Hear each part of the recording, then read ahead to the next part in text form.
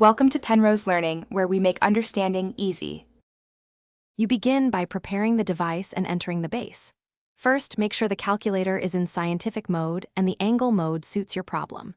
Once done, clear previous entries so nothing interferes.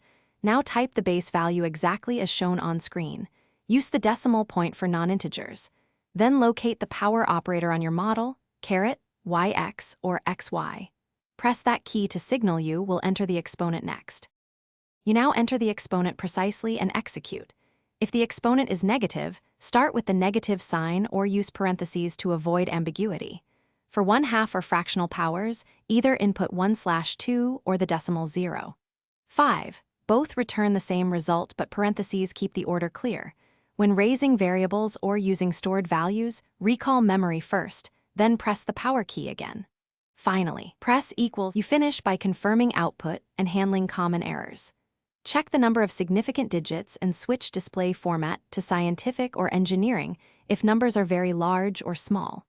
If you get a syntax or domain error, re-enter the expression with explicit parentheses and ensure angle or complex modes are off. Make sure you use the correct power operator for your calculator model. If problems persist, clear memory, restart the calculator, and repeat the exact steps to isolate the issue.